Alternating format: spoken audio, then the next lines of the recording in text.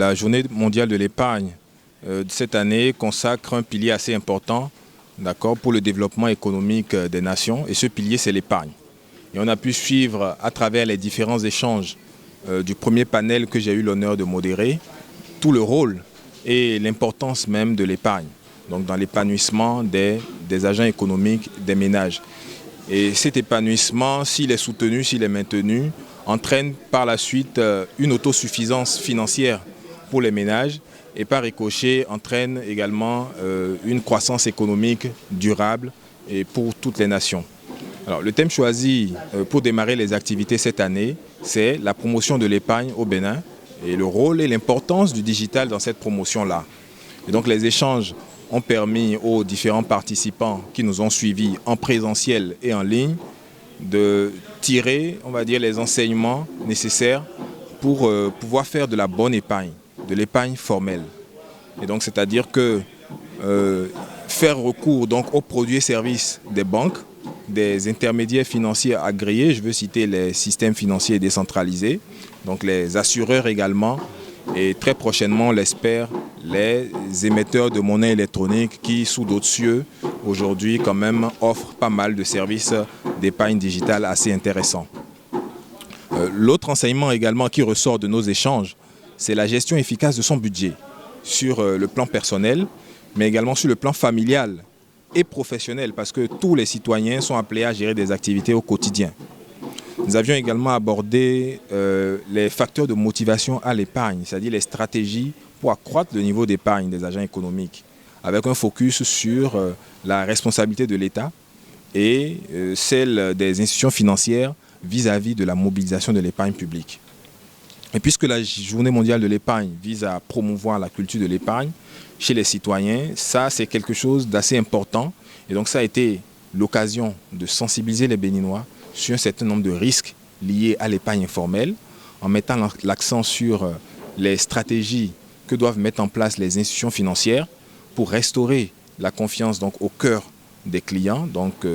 inclure financièrement ces clients-là à travers l'épargne et les inciter donc à se tourner vers l'épargne formelle. Toujours en matière de risque, nous avions dit qu'il était important que les clients puissent eux-mêmes s'informer et se former.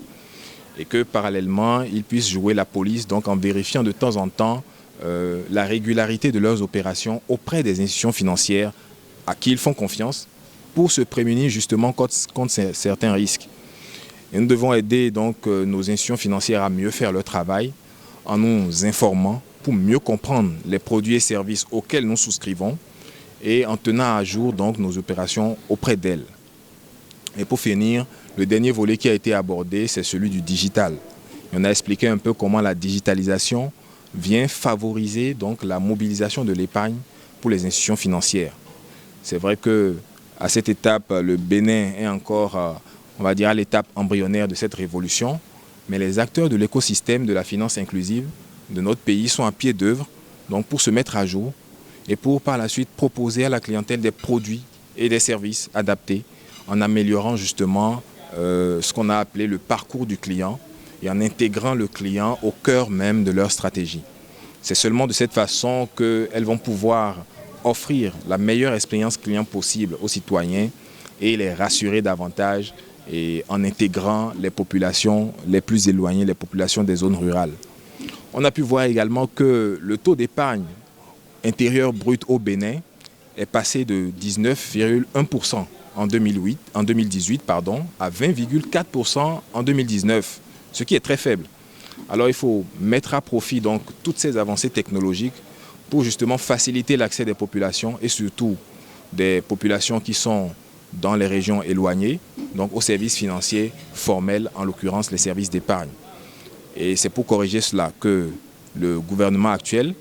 est à pied d'œuvre pour mettre en place notre stratégie nationale d'inclusion financière, qui est une déclinaison donc, de la stratégie régionale d'inclusion financière. Et à ce jour, il y a la Côte d'Ivoire, le Burkina Faso et le Niger qui ont déjà leur stratégie. Donc il urge que le Bénin également puisse avoir la sienne.